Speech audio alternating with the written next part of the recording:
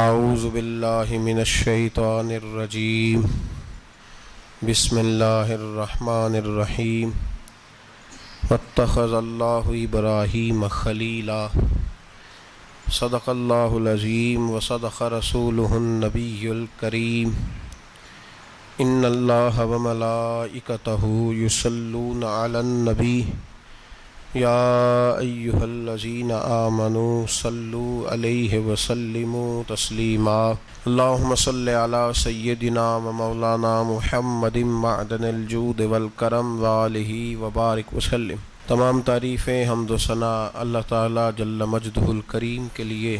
زاں بعد درود و سلام نبی محترم شفیع محتشم آقا کل ختم رسول دانائے سبل احمد مجتبیٰ جناب حضرت محمد مصطفیٰ صلی اللہ تعالیٰ علیہ وسلم کی ذات والا صفات کے لیے حمد و صلات کے بعد، عزیز دوستو، بزرگوں اور بھائیوں، حضرت سیدنا ابراہیم خلیل اللہ علی نبینا علیہ الصلاۃ والسلام کا تذکرہ قرآن مجید نے کئی جگہوں پہ بیان فرمایا ہے۔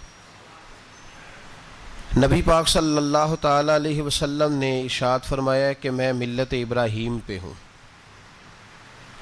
حضرت ابراہیم علیہ الصلاۃ والسلام کے سیرت کو، سوانح کو، ان کی زندگی کے واقعات کو قرآن مجید نے متعدد مقامات پہ بیان کیا ہے۔ انبیاء کرام علیہم السلام 1,24,000 کم و بیش ہوئے، لیکن دین اسلام میں نبی پاک علیہ السلام کی امت میں جو مقام حضرت ابراہیم کا ہے وہ بس انہی کا ہے۔ ان کی زندگی ایک بڑی خوبصورت، بڑی منفرد اور مسلمانوں کے لیے بڑی اسوہ نور دینے والی زندگی ہے۔ نبی پاک صلی اللہ علیہ وسلم نے فرمایا میں اپنے باپ حضرت ابراہیم کی دعا بن کے دنیا میں آیا ہوں۔ اور پھر محبوب پاک سید عالم صلی اللہ تعالی علیہ وسلم نے اپنی امت میں بھی جناب ابراہیم کے طریقے کو جاری رکھا۔ صحابہ نے قربانی کے بارے میں حضور سے پوچھا ما ہذہ الاضحیہ، یا رسول اللہ صلی اللہ علیہ وسلم یہ قربانی کیا ہے؟ تو فرمایا سنت ابیکم ابراہیم، یہ تمہارے باپ حضرت ابراہیم کا طریقہ ہے، یہ تمہارے باپ حضرت، حالانکہ قربانی نبی پاک صلی اللہ علیہ وسلم کا بھی طریقہ ہے، لیکن فرمایا تمہارے باپ حضرت ابراہیم کے ذکر کو باقی رکھا۔ اللہم صلی علی محمد وعلی آل محمد کما صلیت علی ابراہیم وعلی آل ابراہیم، ان کے تذکرے کو باقی رکھا دین کے اندر۔ حضرت ابراہیم بڑی امتیازی شان والے نبی ہیں، بڑی امتیازی شان والے۔ رب کریم کا وہ دوست جس نے کوئی چیز بچا کے نہیں رکھی، ہر شے ہی اپنے رب کی بارگاہ میں پیش کر دی۔ چند چیزوں سے انسان کو بڑا پیار ہوتا ہے، گھر اسے بڑا پیارا ہوتا ہے۔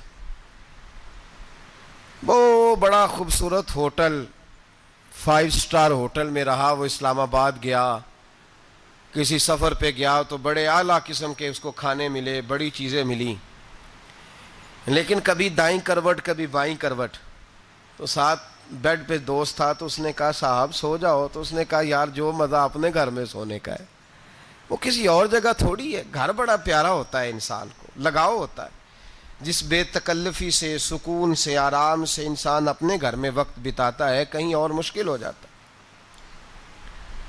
دوسرا، انسان کو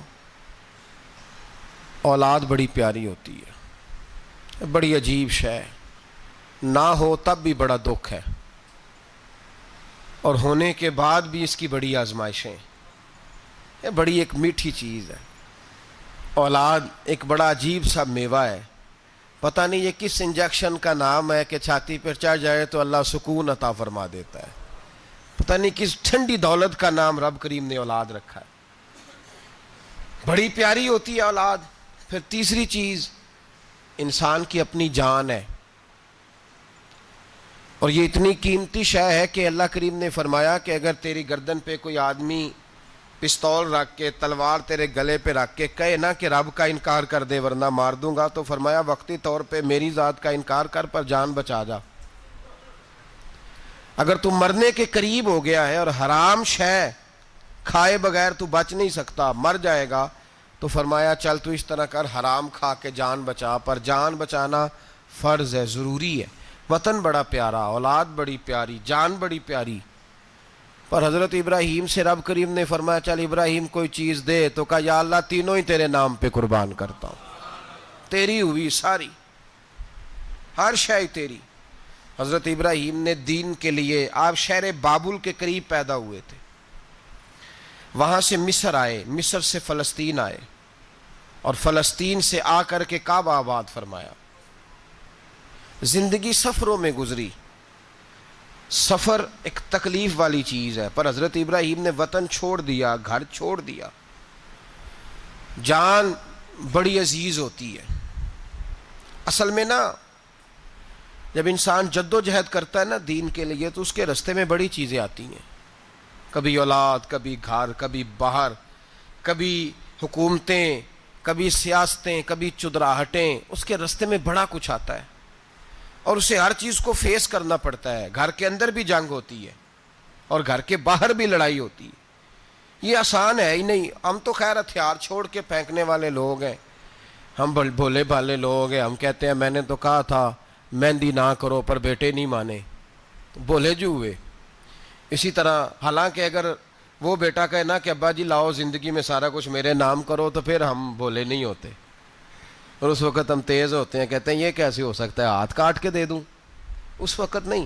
دین کے معاملے میں بولے ہوتے ہیں. بیٹا بد مذہب کے پاس جا رہا ہے تو اس وقت ہم بولے بھالے ہیں، کوئی عرض نہیں. لیکن اگر وہ اپنی پسند کی شادی کرے ہمیں کراس کر کے، پھر ساتھ ہی ہم تیز ہو جاتے ہیں. تو حضرت ابراہیم نے جب دین کے لیے نکلے تو جد و جہد کی، گھر کے اندر بھی گھر کے باہر بھی. آپ کے والد کا نام طارق ہے، وہ توحید پرست تھے، ایماندار تھے، پرہیزگار تھے. آپ کے چچا کا نام آزر ہے، وہ بت پرست تھے، بت بیچا کرتے تھے. حضرت سیدنا ابراہیم علیہ السلام جب میدان عمل میں نکلے تو حضرت ابراہیم علیہ السلام نے اپنے گھر سے جہاد شروع کیا. لڑنا پڑا. گھر کے اصولوں سے، چچا نے جو رواج بنائے ہوئے تھے اس رواج سے ٹکرائے. فرمایا میں اپنے گھر کے اندر یہ بت پرستی نہیں ہونے دیں گا. چچا کو ایک دفعہ نہیں، بار بار 100 دفعہ سمجھایا. آپ کا چچا بت بنا کے بیچا کرتا تھا. حضرت ابراہیم علیہ السلام تھوڑے بڑے ہوئے تو کہنے لگا کہ چلو میرے ساتھ، تم بھی بت بیچنے ہیں، ہمارا کاروبار ہے. حضرت ابراہیم ساتھ نکلے تو بت پکڑا ہے، گندے پانی کے اندر اس بت کو ڈبوتے ہیں. کہتے ہیں کسی نے خریدنا ہے تو خرید لو، نہ یہ نفع دے سکتا ہے نہ نقصان دے سکتا ہے.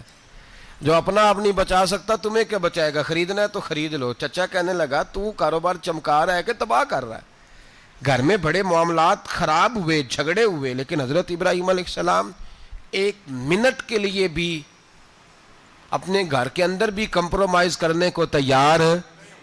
یہ تھوڑا مشکل میں نے پہلو چھیڑ دیا ہے، یہ تھوڑا مشکل پہلو چھیڑ دیا ہے.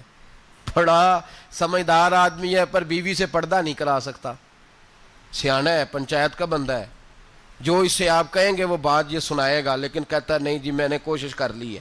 کس قسم کی کوشش ہے صاحب، یہ کیسے ہو گیا؟ حضرت ابراہیم علیہ السلام نے گھر کے اندر سے فرمایا نہیں کرنے دوں گا. گھر کے اندر بھی ٹکرائے. فرمایا تم جو بھی ہو، پاش پاش کیا چچا کے اصولوں کو. اور باہر جب نکلے تو صرف علاقے کے چیئرمین سے نہیں ٹکرائے، ایم پی ایم این اے وزیر مشیر سے نہیں ٹکرائے. سپر پاور نمرود دنیا کا واحد حکمران تھا اس وقت، دوسرا کوئی حکمران ہی نہیں تھا. اکیلے حکمران سے جا کر ٹکرائے. کوئی ساتھ فوج نہیں تھی، کوئی ساتھ ان کے طاقت بظاہر دنیا داری کی کوئی نہیں تھی. پر حضرت ابراہیم جا کے ٹکرائے اور میرے رسول پاک صلی اللہ علیہ وسلم نے سند بیان کی. فرمایا افضل الجہاد کلمۃ الحق عند سلطان الجابر. فرمایا سب سے افضل جہاد یہ ہے کہ تو ظالم بادشاہ کے سامنے کھڑے ہو کے حق بات بیان کر دے. یہ سب سے بڑا جہاد ہے. یہ سب سے افضل الجہاد کلمۃ الحق عند سلطان الجابر، سب سے بڑا جہاد. حضرت ابراہیم کھڑے ہو گئے، سپر پاور سے ٹکرائے. یہاں ہم لوگ حکمتوں کا شکار ہیں، دیکھیں گے، کریں گے، سوچیں گے، اور مولوی صاحب کو ویسے کہتے ہیں آپ پرہیز کریں سیاسی باتوں سے. بھئی اللہ کے ہر نبی نے جا کے وقت کے ظالم حکمران کو لتاڑا ہے, للکارا ہے. یہ تو مشن انبیاء ہے. حضرت سیدنا ابراہیم علیہ السلام نے جو اس کو جا کے کہا کہ تو جھوٹ بولتا ہے, تو جھوٹا ہے, تو خدائی کا دعویٰ کرتا ہے, تو بہت بڑا ظالم ہے. اور قرآن مجید نے اس ساری بات کو بیان فرمایا ہے. حضرت ابراہیم علیہ السلام سے کہنے لگا میں رب ہوں. تو آپ نے فرمایا میرا رب تو وہ ہے جو زندہ کرتا اور مارتا ہے. تو پھر آپ حق بات بیان کریں گے تو اللہ مارے گا کہ بندہ مارے گا؟ کچھ بھی نہیں ہوتا, کیونکہ زندگی موت کس کے ہاتھ میں ہے؟ اللہ کے ہاتھ میں. زندگی موت اللہ, کچھ بھی نہیں ہوتا. انسان صحیح سمت کا تعین کرے اور صحیح چلے. حضرت علی شیر خدا سے کسی نے کہا تھا کہ آپ کے بڑی دشمنی ہے, کوئی محافظ رکھ لیں. آپ فرمانے لگے موت خود بہت بڑی محافظ ہے, وقت سے پہلے آتی ہی نہیں. بڑی محافظ ہے, وقت سے پہلے.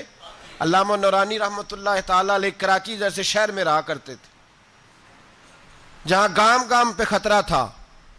لوگوں نے کہا حضرت اتنے بڑے لیڈر ہو, آپ کی جماعت کی 62 سیٹیں ہوئیں قومی اسمبلی میں, ایک ایسا وقت بھی آیا تو کوئی ایک آدمی بندوق والا. آپ فرمانے لگے مجھے ضرورت ہی نہیں, اس لیے کہ جس خدا رسول کے لیے میں نکلا ہوں وہ خود ہی حفاظت کرنے والے ہیں, ضرورت نہیں ان چیزوں. تو بھائی حضرت ابراہیم ٹکرائے, اور آپ کا انداز کیا ہے؟ جا کے کہا کہ تو نہیں, خدا وہ ہے جو زندہ کرتا. اور اس نے ایک بیوقوفوں جیسی دلیل دی. ایک آدمی کو کل پھانسی دینی تھی تو اس کو بلایا, کہنے لگا تجھے کب پھانسی ہے؟ اس نے کہا کل. کہنے لگا جا تجھے آزاد کیا, زندگی دی, اس کو چھٹی دے دی. ایک عام آدمی بیچارہ بیٹھا تھا, اس کو پکڑ کے نا کہنے لگا اس کی گردن اڑا دو. کہنے لگا دیکھ لو میں بھی زندہ کرتا اور مارتا ہوں, وہ جو کل مرنے والا تھا میں نے زندہ کر دیا ہے, اور جس کو پتہ ہی نہیں تھا کہ میں نے مرنا ہے اسے پکڑ کے میں نے مار دیا ہے. یہ بیوقوفوں جیسی دلیل ہے. حضرت سیدنا ابراہیم علیہ السلام چاہتے تو اسی وقت دلیل توڑ دیتے کہ تو کیا بیوقوفوں جیسی بات کر رہا ہے, اگر تو زندگی دیتا ہے تو مرے ہوئے میں جان ڈال کے دے جس کو تو نے مارا ہے. لیکن حضرت ابراہیم نے دیکھا کہ بیوقوف ہے, بیوقوفوں سے بحث نہیں ہوتی, دلیل بدل لی جاتی ہے, ان کی عقل کے مطابق بات کی جاتی ہے. حضرت ابراہیم فرمانے لگے میرا رب وہ ہے جو سورج مشرق سے نکالتا ہے اور مغرب میں غروب کرتا ہے. تو اگر رب ہے تو تو مغرب سے نکال کے مشرق میں غروب کر. فبہت الذی کفر, کافر لاجواب ہو گیا, اس کے پاس اس چیز کا کوئی جواب نہیں تھا. علامہ اسماعیل حقی نے خوبصورت فقرہ لکھا ہے, خوبصورت جان ڈال دی ایک جملہ کہہ کے. حضرت سیدنا علامہ اسماعیل حقی رحمۃ اللہ علیہ فرمانے لگے چونکہ نمرود بیوقوفوں جیسی باتیں کر رہا تھا, اگر وہ یہ کہہ دیتا نا کہ میں سورج کو نکالتا ہوں مشرق سے, میں غروب کرتا ہوں معاذ اللہ مغرب میں نکالتا ہوں, تو آپ اپنے رب سے کہیے کہ وہ مغرب سے نکال کے مشرق میں غروب کرے. علامہ اسماعیل حقی فرماتے ہیں رب کریم کی آواز قدرت تھی, مالک حضرت ابراہیم علیہ السلام کے اس, اگر وہ کہہ دیتا اور حضرت ابراہیم دعا کر دیتے تو رب کریم نے فرشتوں کو تیار بٹھایا ہوا تھا. فرمایا اگر یہ کہہ دے میرے خلیل سے کہ سورج مغرب سے نکال کے مشرق میں غروب کرنا ہے تو تیار رہنا, جس طرح خلیل کہیں گے ویسے ہی کر دیں گے. واتخذ اللہ ابراہیم خلیلا, ابراہیم ہمارا دوست جو ہوا, جیسے کہے گا ویسے کر دیں گے. حضرت سیدنا ابراہیم علیہ السلام کی باتوں کا جب جواب نہ دے سکا, دلیل نہیں بندہ دیتا, پھر لڑائی کرتا ہے, پھر جھوٹے موٹے اعتراض کرتا ہے. دلیل ختم ہوتی ہے تو لوگ ذاتیات پہ اترتے ہیں, کہتے ہیں یہ کھانستا صحیح نہیں, دیکھتا صحیح نہیں. دلیل ختم, اب ذاتیات پہ اترے, کہنے لگے مجھے پتہ چلا ہے کہ یہ فلانی جگہ گیا تھا تو وہاں جا کے اس نے اس طرح کیا ہے. پھر لوگ ذاتیات پہ اترتے ہیں, جب دلیل کا جواب دلیل سے نہیں دے پاتے پھر ذاتیات پر اتر کر حملے کرتے ہیں. حضرت ابراہیم کے دلائل کا جواب نمرود نہ دے سکا تو کہنے لگا کہ اس کو آگ میں ڈال دو. قوم گئی ہوئی تھی ساری, آپ نے بات سنی ہوئی ہے, میں نے صرف اشارہ دینا ہے, میلے پہ. تو حضرت سیدنا ابراہیم علیہ السلام نے سارے بت توڑ دیے, کلاڑا بڑے بت کی گردن پہ رکھا. واپس آئے, کہنے لگے بت کس نے توڑے ہیں؟ تو فرمایا اس سے پوچھ لو جس کی گردن پہ کلاڑا ہے. کہنے لگے یہ تو بول ہی نہیں سکتا. تو فرمانے لگے بڑے بیوقوف ہو, جو بولتا ہی نہیں, سنتا ہی نہیں, اپنا آپ نہیں بچا سکتا, اس کی پوجا کرتے ہو. کہنے لگے پکڑو, دلیلیں ختم ہو گئی, اس کو آگ میں ڈالو. بہت بڑی حویلی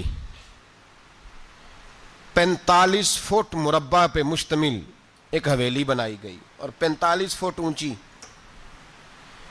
مختلف روایات، علامہ اسماعیل حقی کہتے ہیں کہ 3 مہینے تک نمرود نے کہا کہ اس کے اندر لکڑیاں ڈالو. لوگ پوچھنے لگے کتنی دنیا جلانی ہے؟ کہنے لگا بندہ تو ایک جلانا ہے، پر بندہ بڑا تگڑا ہے، ایک بندہ. 3 مہینے لکڑیاں ڈالی گئیں. اور لوگوں کی جو تہمات ہوتی ہیں نا وہ بڑی عجیب ہوتی ہیں. تہمات میں نے بڑی تفصیل سے رمضان المبارک میں گفتگو کی تھی. بدشگونی، تہمات لوگ لیتے ہیں. اس وقت بھی لوگ تہمات کا شکار ہو گئے. عقیدہ بگڑ جاتا ہے تو وہ عجیب و غریب باتیں کرنے لگتا ہے. تہمات کا شکار ہو گئے. بیبیاں نظر مانتی، میں بیمار ہوں، اگر صحیح ہو گئی تو اتنے من لکڑی دوں گی حضرت ابراہیم کی آگ جلانے کے لیے. ایک عورت لے کے جا رہی ہے لکڑیاں، تو ایک نیک دل آدمی نے اس سے پوچھا کہاں جا رہی ہو؟ کہنے لگی میں نے منت مانی تھی تو حضرت ابراہیم علیہ السلام کو معاذ اللہ جلانے کے لیے لکڑیاں لے کے جا رہی ہوں. تو وہ رب کریم کے بندے کہنے لگے تو ڈھونڈتی رہے گی، تجھے وہ جگہ ملے گی نہیں. وہ بی بی کئی مہینے گھومتی رہی، جگہ ہی نہیں ملی جہاں لکڑیاں ڈالنی تھی، ماری گئی. تہمات کا شکار ہوئے بہت سارے لوگ. تہمات کا بھائی، تہمات دین کے اندر منع ہے. تہمات دین میں کوئی نظر ماننا، کوئی کسی بزرگ کے مزار پہ جا کے سالے ثواب کے لیے کوئی چیز ماننا، یہ تو درست ہوا. لیکن غیر شرعی نظریں مان لینا کہ میں آگ کے گرد چکر لگاؤں گا، میں جناب وہاں جا کے یہ والا تماشا کروں گا، میں دھاگا باندھوں گا، میں رسا کاٹوں گا، میں وہاں گندے اور سے پانی پیوں گا، ان کی شریعت اجازت؟ یہ تہمات ہیں، بدشگونی ہے. دین میں ان کی کوئی گنجائش. آپ نظر ماننے سے پہلے بھی کسی عالم سے رابطہ کریں کہ میں منت مانگنے لگاؤں تو کیسے ماننی چاہیے، اس کا طریقہ پوچھیں. ایسے ہی غلط چیز کی منت تھوڑی مان لی جائے گی. بہرحال آمدام برسر مطلب حضرت ابراہیم کے لیے آگ جلائی گئی. 45 فٹ اونچی آگ ہے. پرندہ بھی اوپر سے گزرتا ہے تو نیچے گر جاتا ہے جل کے. اتنے دن لگا کے آگ جلائی گئی. اب حضرت ابراہیم کو جلایا جانے لگا ہے. یہاں تو موجیں ہیں نا، جو کسی ادارے کا سربراہ ہے اس کے لیے موج ہے، کسی جگہ آفیسر بن گیا تو موج ہے، پیر صاحب کے لیے موج ہے، علامہ صاحب کے لیے موج ہے، خطیب صاحب کے لیے موج ہے. جلنا کس کو پڑتا ہے؟ وہ علی کوئی نہیں رہا اللہ ماشاء اللہ. وہ لوگ گزر گئے جو تکلیفیں سہ کے کام کرتے تھے، گزر گیا زمانہ.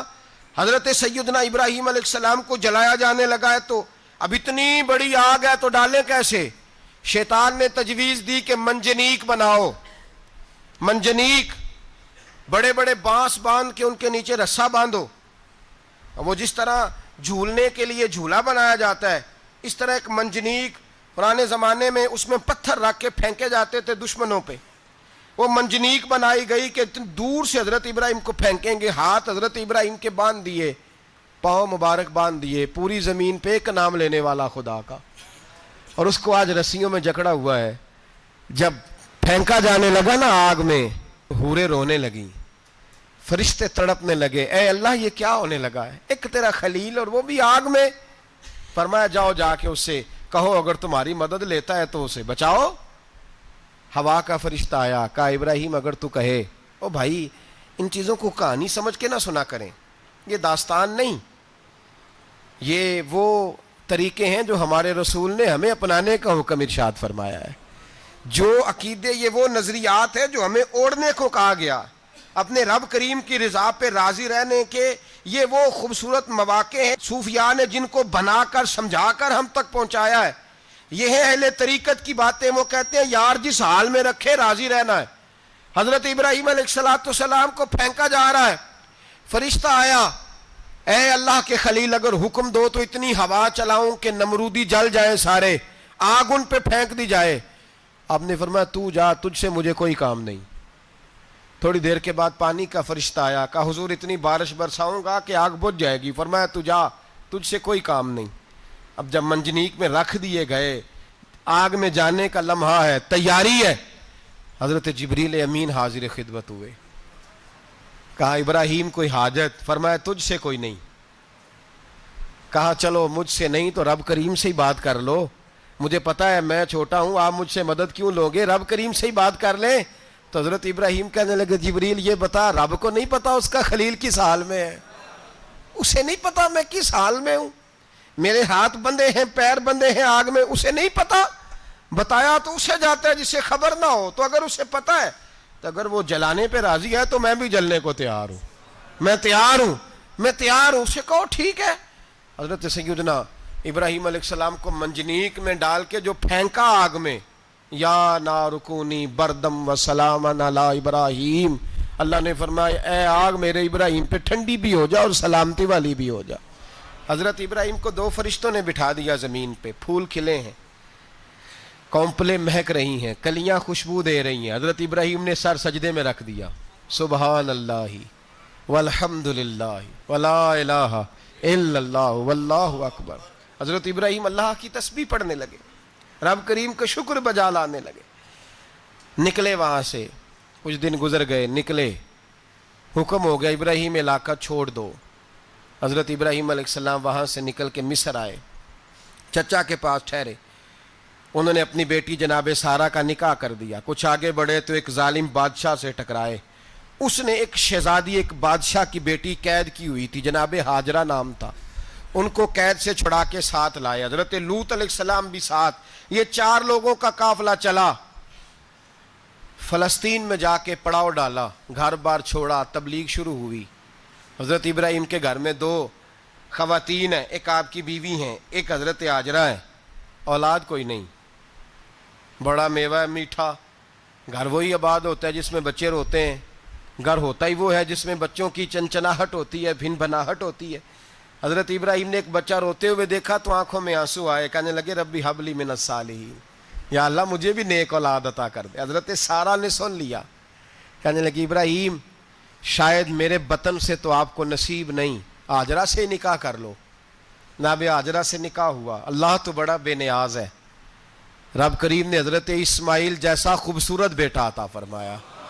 بیٹا کالا سیاہ بھی ہو تو سینے کی ٹھنڈک ہوتا ہے، پر یہ تو وہ بیٹا ہے جس کی پیشانی میں نور محمدی چمکتا ہے صلی اللہ علیہ وسلم۔ حضرت سیدنا اسماعیل علیہ اتنے خوبصورت، اب جس بیوی کے ہاں بیٹا تھا، بیٹھنا اٹھنا بھی زیادہ اس کے پاس، آنا جانا بھی اس کے پاس، توجہ ادھر ہو گئی۔ جناب سارہ رشک کرنے لگی، ایک دن کہنے لگی اسے چھوڑ آ جنگل میں، وادی غیر ذی زرع، مکے کے پاس۔ بھائی ایک بیٹا عالم دین بنا لو، کہنے لگا روٹی کہاں سے کھائے گا؟ تیرے 5 بیٹے ہیں، کو حافظ قرآن بنا، کہتے روٹی کہاں سے کھائے گا؟ وہ بچہ بھی کہتا ہے میں کہاں سے کھاؤں گا؟ حضرت ابراہیم علیہ السلام تو چند مہینے کا بچہ چھوڑ آئے، تو کہاں سے روٹی کھائی حضرت اسماعیل نے؟ کہاں سے کھائی ان کی اماں نے روٹی؟ بھوکے مر جاتے ہیں یہ سارے۔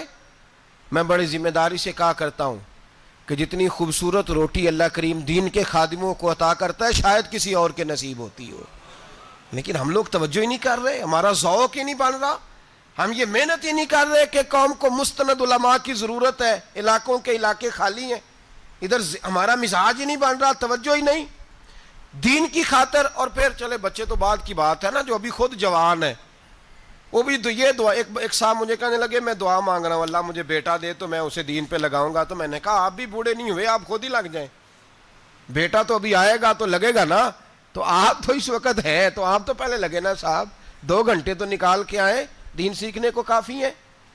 آپ اتنی لمبی سوچ رہے ہیں کہ بچہ آئے گا تو بڑا ہوگا تو وہ جائے گا تو دیکھی جائے گی، ابھی تو آپ ہیں تو آپ تو آؤ۔ حضرت ابراہیم نے بچہ وہاں چھوڑا۔ یہاں سے جو عمرہ کرنے لوگ جاتے ہیں نا، جو حج کرنے جاتے ہیں، ان کو پتہ ہے کہ وہاں دنیا کی ہر نعمت ملتی ہے، پھر بھی ڈبل ٹرپل پیسے لوگ جیبوں میں ڈال کے جاتے ہیں۔ حضرت ابراہیم جب وہاں لے کے گئے تو کوئی انسان نہیں تھا، پانی کا قطرہ نہیں تھا، 2 کلو کھجوریں، ایک مشکیزہ، بیوی کو تھمایا۔ ہمارے گھر میں ہزاروں چیزیں پڑی ہیں، لیکن وہ جو توکل ہے نا وہ ختم ہو گیا ہے۔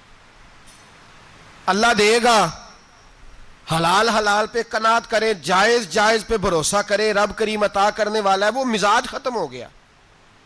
حضرت سیدنا ابراہیم علیہ السلام 2 کلو کھجوریں، ایک مشکیزہ پانی کا دے کر کے، اور وہاں بٹھایا آپ نے اپنے بچے کو اور اپنی زوجہ جناب ہاجرہ کو، اور بٹھا کر کے واپس پلٹنے لگے تو حضرت ہاجرہ سلام اللہ علیہ نے آواز دی، کہا ابراہیم کس کے سہارے پہ چھوڑ کے جا رہے ہو؟ جہاں آب زمزم کا کنواں ہے نا، جو لوگ گئے ہیں جنہوں نے صفا مروہ کی صحیح کی ہے، صفا مروہ سے باہر نکلے نا، سرکار کی ولادت کا مقام ہے، اس جگہ پہ آب زمزم کا کنواں تھا، وہاں حضرت سیدنا ہاجرہ کو بٹھایا، کوئی چیز نہیں، کوئی درخت نہیں، کوئی کھیت نہیں، کوئی پانی نہیں، کوئی کنواں نہیں، وہاں بٹھایا اور بٹھا کر کے نکلنے لگے تو جناب ہاجرہ فرمانے لگی ابراہیم کس کے سہارے پہ چھوڑ کے جا رہے ہو؟ کہنے لگے اللہ کے سہارے پہ۔ تو پاک باز بی بی نے ایک لفظ پوچھا، کہا ابراہیم یہ میرے رب کا حکم ہے، یہ میرے، بس جن کا عقیدہ توحید مضبوط ہو ان کے لیے ایک جملہ کافی ہوتا ہے، یہ میرے اللہ کا حکم ہے۔ تو جناب ابراہیم علیہ السلام فرمانے لگے ہاجرہ ہاں رب کا حکم ہے۔ جب یہ لفظ کہے تو چاہیے تھا نا حضرت ابراہیم تسلی دیتے، تو بی بی صاحبہ تسلی دینے لگی، عرض کرنے لگی ابراہیم اگر اللہ کا حکم ہے تو پھر آپ ہماری فکر نہ کرنا، اگر یہ رب کا حکم ہے تو پھر ہماری فکر نہ کرنا، جس رب نے ہمیں یہاں تک پہنچایا ہے وہ ہمیں کبھی بھی ضائع نہیں فرمائے گا، پھر فکر نہ